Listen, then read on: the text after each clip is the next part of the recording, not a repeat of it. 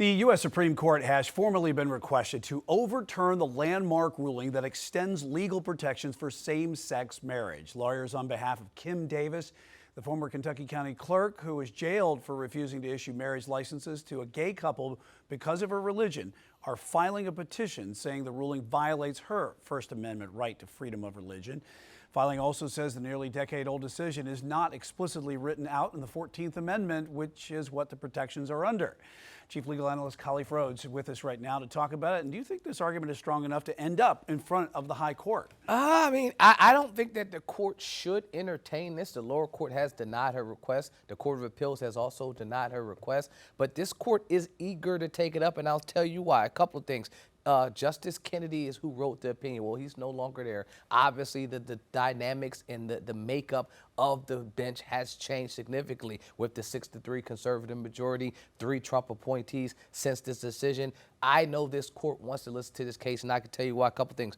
The dissenters. Roberts was a dissenter. Scalia, he's no longer there, but we got someone to fill his spot that would dissent as well. Thomas and Alito, both clearly still wanting to chop at the bit to get to this case.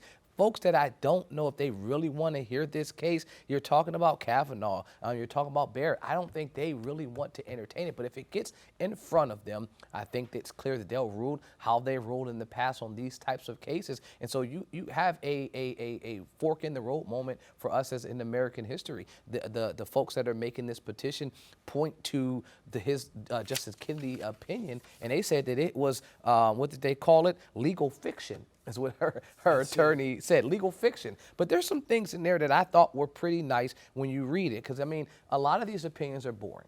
A lot of them are pulling out case law, and you're trying to find, the good time to jump in and obviously not fall asleep. But with all sincerity, when you read his opinion, I thought he did an excellent job in the beginning, laying the foundation for what marriage is. And he put a couple things in here when he talked about Loving v. Virginia, the case that banned the outlawing of interracial marriages.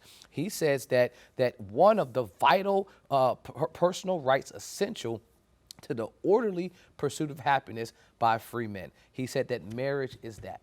And so the court, in giving and granting same-sex marriage rights to folks across the country, they cited this in that opinion.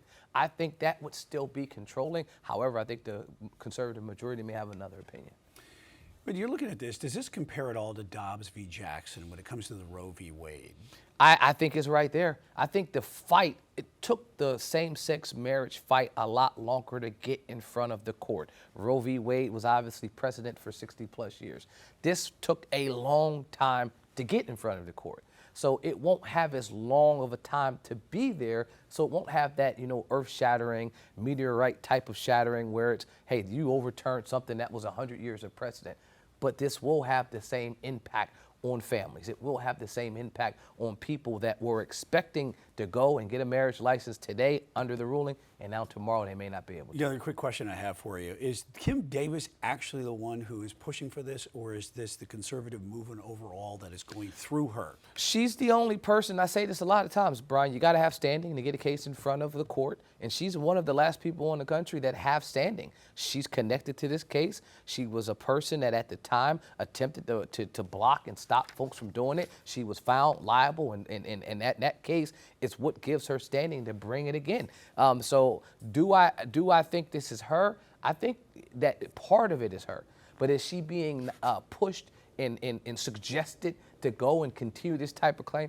Yes, I mean, because the underlying argument is still being the center focus of the conservative party. And if you can find a way to get this in front of this Supreme Court, this is the best court to get it in front of. Oh, we will certainly keep following it for you. Chief Legal Analyst Khalif Rhodes, thanks. Queen City News Plus. Just search Queen City News on your smart TV's app store.